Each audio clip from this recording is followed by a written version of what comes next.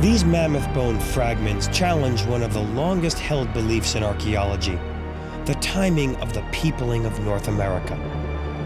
They were discovered in Canada's Yukon Territory. They're so ancient, the continents themselves have changed in the intervening years. Back then, the Yukon marked the eastern edges of a vast subcontinent called Beringia. Stretching from Canada to Russia, it was formed by the lowering sea levels that came with the last of the great ice ages. How could anyone have survived that far north in the middle of an ice age? To find out, I asked an expert in ancient climate studies where we could find an example of a Beringian environment today. He told me to come here. Wyoming's Grand Teton National Park in the dead of winter. If I can demonstrate that human life can be supported here with the tools and knowledge that early man possessed, then the Rosetta bone will have passed its first test. For this experiment, I get expert help from one of the world's foremost authorities on Aboriginal survival techniques, Cody Lundin.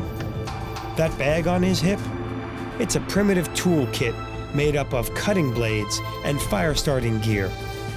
These Stone Age tools and the clothes on our backs are about all that stands between us and death in this wild, frozen place.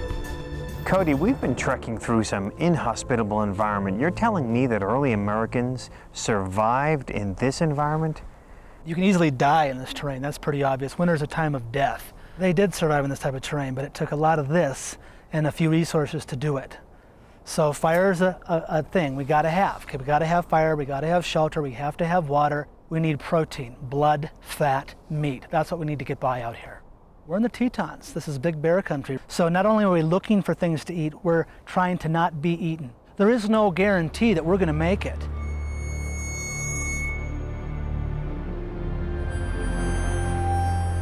On the ground, 5 feet of snow. The temperature in the teens. With wind chill, your skin can literally freeze. In the open, we'll be lucky if we survive the day. Our first goal, shelter. Cody, what's good about this spot?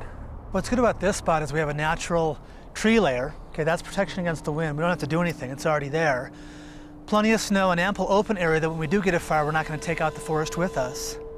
Anytime you can use Mother Nature to your advantage to make shelter that's already created by her, do it, because that saves water and calories, and those are two big premiums that we're running short on. Cody's plan is to transform the killing snow into a life-saving shelter. Snowshoes were standard equipment for primitive people in northern climes, and probably the first Americans.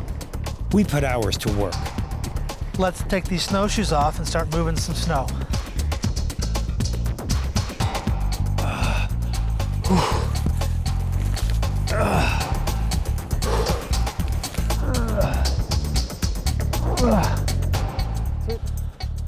And see, it's fairly difficult to dig. You can see how feel that.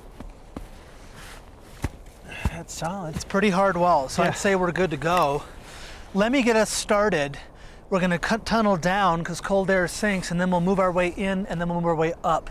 So let me get us started so we have a format, and then we'll both be in there digging, moving snow out, etc. It'll be a while, but again, one more way to keep warm out here. How's it going? We're getting there. Yeah. We're getting there. It's a lot of work, but it's worth it. 3 hours later, we've moved about 6 tons of snow and carved out a home. So what do you think? I tell you what, I never would have imagined that it could be like this. I mean, this is comfortable. We did this in a few hours. Is this temporary, permanent? How long can we stay here? You know, if we were indigenous people doing this real time, we'd be here for probably a few weeks. So however long it would take to exploit the resources in this area as far as hunting and gathering and whatnot, and then we'd move on. And you see in our quest to see if humans could have survived in the Yukon 24,000 years ago, we've passed a major milestone, shelter. But now we have a powerful thirst and are ready to move on in search of our second basic need, water. There is no shortage under our feet, but I learned in the Marines that eating snow lowers your core body temperature. You have to melt snow first. Better yet, find a river. It is a river. Far out. And All it's right. not frozen. Okay, let's go see what we got. It's running. That's great news. Yes, it is. If we need water, so do other animals. Right, exactly.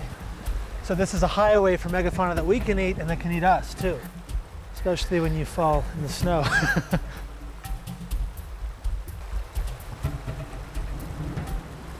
So water is life itself. We have to remain hydrated because that helps us stay warm.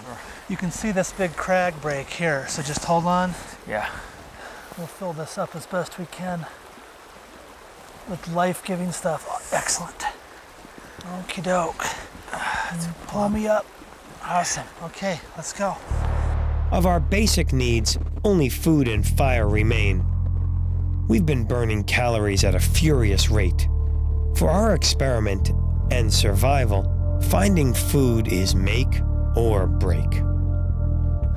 So Matt, check this out. We've been walking around most of the day. We haven't seen any tracks. So here we have a lot of activity. You can see an old... At last, tracks of a mule deer separated from the herd.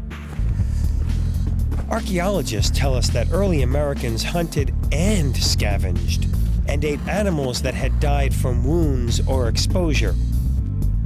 In this killing climate, who'd turn up their noses at a free meal? Not us. Okay. It doesn't get much better than this. Mule deer. Beautiful.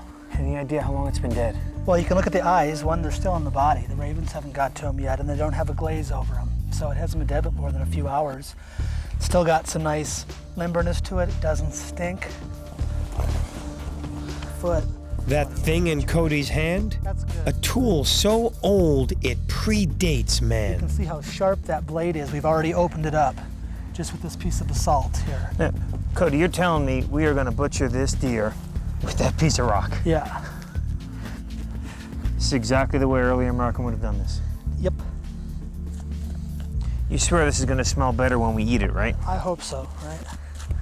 Cut Wow. it free, and voila.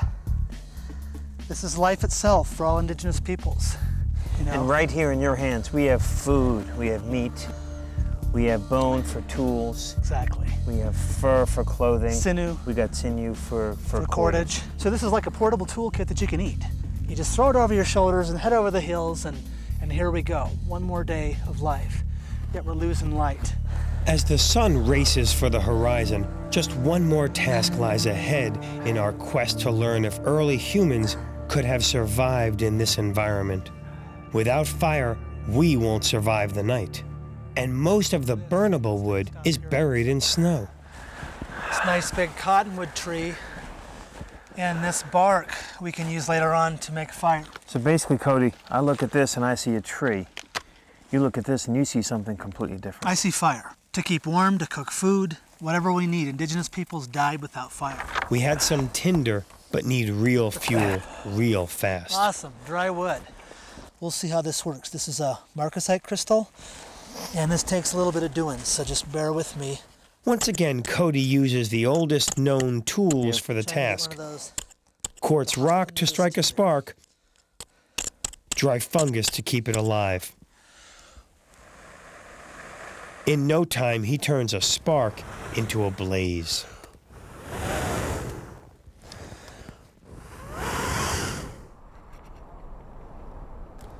I tell you what, Cody, as the sun was setting and we didn't have a fire, I was a little depressed.